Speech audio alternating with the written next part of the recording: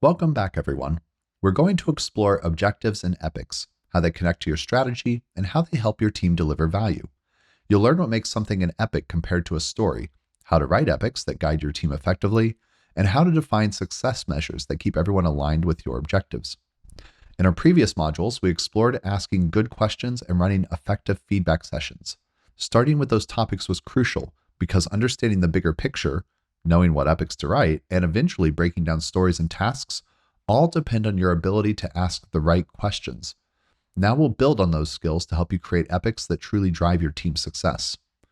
By the end of this module, you'll understand how epics fit into your broader strategy, how to write them effectively regardless of your role, and how to use them to align your team around clear objectives and measurable outcomes. This knowledge will help you whether you're a product manager, designer, engineer, or any other type of product leader. Let's start by revisiting the strategy pyramid we discussed in our strategy chapter. Remember how it has a vision at the top, followed by a mission, strategy, objectives, and tactics? This hierarchy isn't just about organizing concepts. It's about understanding how everything connects to deliver value. As you move down that pyramid, you constantly ask yourself how. How are you achieving this vision with our strategy? How are we achieving that strategy with our objectives? These questions naturally lead us to epics, because an epic is fundamentally your way of achieving objectives. Consider reframing that strategy pyramid slightly. You still have your vision and mission at the top, but as you develop initiatives or themes, depending on your organization's vocabulary, those themes become your strategy. Moving down, your objectives become epics, and your stories become tactics. This creates a clear line of sight from your highest level goals down to your day-to-day work. You might be thinking, this sounds like product manager territory. While it's true that epics, stories, and tasks are typically written by product managers or product owners, understanding epics is crucial for everyone involved in product development. Here's why. An epic isn't just a container for work. It ties everything together. It provides a bigger picture view of what needs to be delivered and why it matters. Whether you're a designer thinking about user experience, a business analyst considering market impact, or an engineering manager planning technical implementation, the epic helps you understand how your piece fits into the larger whole. This becomes even more important when we consider that epics are where we start defining what success looks like. While we'll dive deeper into success measurements and frameworks in our chapter on measures of success, that definition process begins right here at the epic level. This makes epics relevant to everyone who cares about delivering value to users and the business. So what exactly makes something an epic rather than just a story? I like to describe an epic as a more bigger story. And yes, I know that's not grammatically correct, but it captures something important.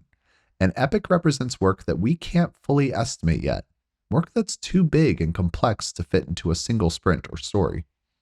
When we first write an epic, we have an objective in mind. We know where we need to go and have some idea of what needs to be done to get there, but we don't know how long it will take or all the specific work required to deliver it. That's okay. In fact, it's part of what makes it an epic. One of the most common misconceptions about epics is that they're just folders to hold stories. I often see epics named things like Phase 1 and Phase 2 or design followed by implementation. These bucket epics miss the point entirely. They don't help teams understand the value they're creating or how their work connects to larger objectives. Instead of using these bucket categories, a good epic starts with that bigger story concept. I write it in a story format at the top. As a type of person, I want something so that I can accomplish this outcome and help my business. But here's the key distinction. When I say high level, I don't mean vague. I mean big and ambitious. This person wants to achieve something significant that isn't straightforward. If it were straightforward, it would be a story, not an epic.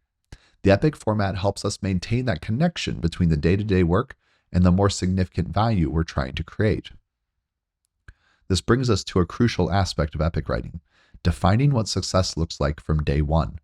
Because epics are bigger and more complex than stories, having clear success criteria becomes even more critical. You need to form a hypothesis about the change your epic will create for your users and your business, and determine how you'll measure that change. Here's something vital to understand. If you can't define what success looks like for your epic, you're probably not ready to start this work. I know this might sound strict, but think about it. How can you guide your team effectively if you don't know what you're trying to achieve? How will you know if you've delivered value? Now, I want to acknowledge something real about working in product development. Sometimes you'll be directed to build specific solutions without clear success criteria. An executive may have a specific feature in mind or a commitment to a particular solution. These situations happen, and as product leaders, we sometimes have to write epics without clear measures of success. That's the reality of our work. But ideally, and whenever possible, we should define success when we first write the epic. If we can't articulate what success looks like, that's often a signal that we need to ask more questions and better understand the problem we're trying to solve. In our chapter on measuring success, we'll dive into specific frameworks like Hosker's, which came from the Waze team at Google. For now, I want you to understand that it's important to define success at this stage of the work before we begin writing stories. That definition will provide valuable guidance to your team and help explain the why behind this work. Once your epic is defined with clear success criteria, you must communicate it effectively to different audiences. This is where understanding your audience becomes crucial. Executive leaders might not be familiar with the term epic, so you might need to talk about objectives and how you'll measure achievement. Engineers might be comfortable with epics and stories, while designers might resonate better with the word objectives. Here's what's important. Don't get precious about vocabulary. Your job isn't to enforce particular terminology. Your job is to help the team deliver value. If you need to change your language to achieve that, then change your language. What matters is getting everyone aligned and working together effectively. That brings us back to our strategy pyramid. By regularly referring to your epics and their success measures during planning and roadmap discussions, you maintain that crucial connection between strategy and execution. Just as we discussed the importance of regularly talking about vision, mission, and strategy, epic-level discussions help everyone understand how their work contributes to larger objectives. Later in this chapter, we'll explore prioritization and how to communicate what each epic achieves. When you can define and communicate what new value you'll have that you didn't have before, people understand both the what and the why of their work. You create that clear line from strategy to epics to stories, enabling everyone to answer both how moving down the pyramid and why moving up. Let's review what we've covered in this module. We've learned that epics are more than just big stories or folders for tasks. They're how we achieve our objectives and connect our strategy to tactical execution. We've seen that writing compelling epics starts with defining clear success criteria and measurements, even before we know all the implementation details. We've also learned that the language we use to communicate about epics should adapt to our audience, whether we're talking with executives, engineers, or designers. Remember, the goal isn't to enforce particular terminology, but to help our teams deliver value effectively. Most importantly, we've seen how epics bridge high-level strategy and day-to-day tactical work. When you can write epics that clearly define success, communicate value, and align with your objectives, you create that clear line from strategy to execution that every successful product team needs. In our next module, we'll explore stories and tasks, the tactical work that brings these epics to life. We'll look at how they correlate to tactics and how to write them effectively. But before we move on, take a moment to think about an epic you might need to write in your current role. How would you define its success criteria? How would you communicate it to different stakeholders? These are the kinds of questions that will help you put these concepts into practice.